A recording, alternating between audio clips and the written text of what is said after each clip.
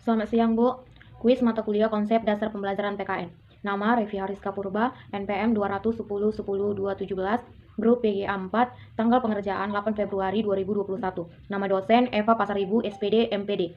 Soal yang pertama, sebutkan dan jelaskan isi Premendiknas nomor 22 tahun 2006, tujuan dari mata pembelajaran PKN. Jawabannya, tujuan dari pendidikan kewarganegaraan diatur dalam Premendiknas nomor 22 tahun 2006 tentang standar isi untuk satuan pendidikan dasar dan menengah. Tujuannya adalah agar peserta didik memiliki kemampuan sebagai berikut: berpikir secara kritis, rasional, dan kreatif dalam menanggapi isu kewarganegaraan.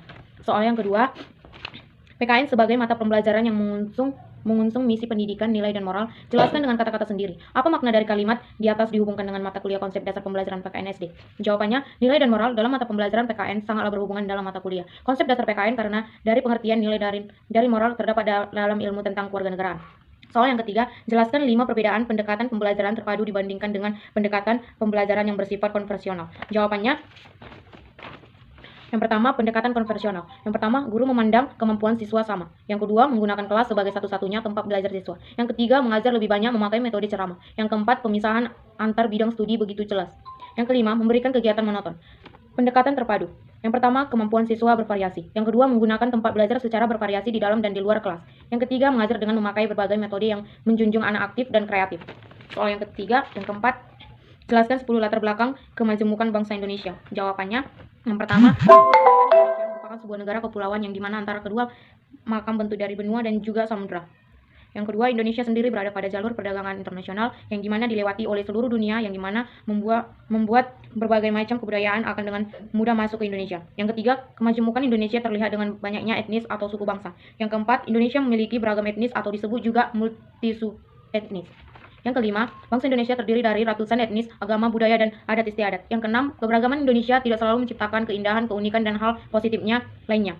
Yang ketujuh, keberagaman tersebut juga berpotensi sebagai suatu ancaman. Yang kedelapan, kemajemukan budaya tersebut merupakan kekayaan bangsa yang harus dipertahankan. Yang kesembilan, kemajemukan tersebut juga dengan keberagaman yang memiliki kata dasar ragam. Yang kesepuluh, secara vertikal dikelompokkan berdasarkan penghasilan pendidikan, pemukiman, pekerjaan, dan kedudukan sosial politik.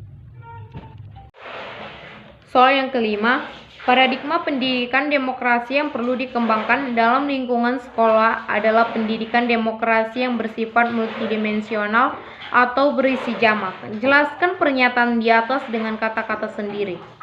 Jawabannya adalah adanya kerja sama dengan sesama kelompok atau teman di kelas maupun di sekolah. Menanyakan pelajaran jika tidak mengerti kepada ibu atau bapak guru, bersikap baik dan sopan kepada guru, bersikap saling menyayangi dan saling mensupport sama teman. Yang keenam, soal yang keenam, jelaskan 5 tujuan pendidikan kewarganegaraan di SD. Yang pertama, untuk menumbuhkan wawasan bernegara kepada setiap generasi muda bangsa. Yang kedua, untuk meningkatkan kualitas warga negara yang lebih baik. Yang ketiga, memahami dan melaksanakan hak dan kewajiban sebagai warga negara. Yang keempat, meningkatkan nilai-nilai cinta tanah air. Yang kelima, rela berkorban demi nusa dan bangsa. Soal yang ketujuh, jelaskan 3 dimensi pendidikan kewarganegaraan Winata Putra.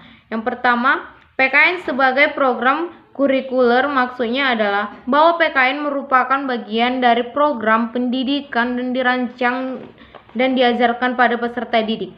Yang kedua, PKN sebagai program akademik maksudnya adalah bahwa PKN merupakan bagian dari bidang kajian yang bersifat ilmiah. Karena PKN adalah sebuah ilmu, maka pendekatan dan metode penelitian yang digunakan harus ilmiah.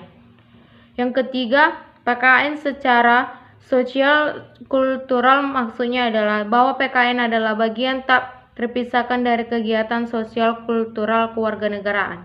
PKN dikembangkan di dalam kehidupan nyata masyarakat sebagai komponen negara. Soal yang ke-8, bagaimana mengorganisasikan pendidikan kewarganegaraan di SD? Jawabannya, di dalam pembelajaran ada 2 pihak yang terlibat langsung, yaitu guru sebagai pendidik dan siswa sebagai peserta didik. Pembelajaran yang baik harus memiliki arah dan tujuan.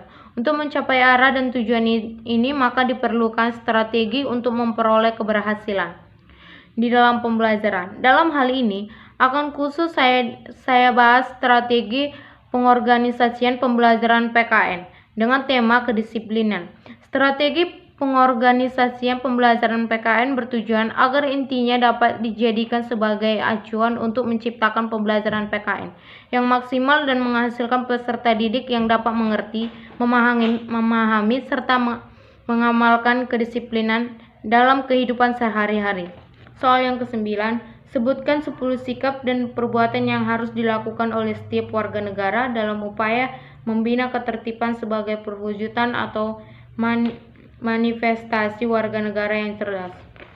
Jawabannya, yang pertama religius, jujur, toleransi, disiplin, kerja keras, kreatif, mandiri, demokratis, rasa ingin tahu, semangat kebangsaan, cinta tanah air, menghargai, presentasi, bersahabat atau komunikatif, cinta damai, gemar membaca, peduli. Soal yang ke-10,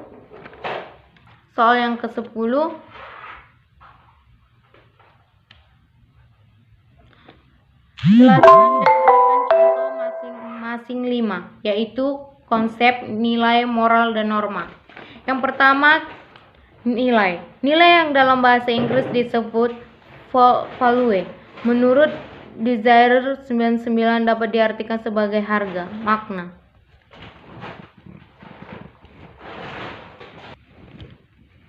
Yang pertama, nilai. Nilai yang dalam bahasa Inggris disebut value.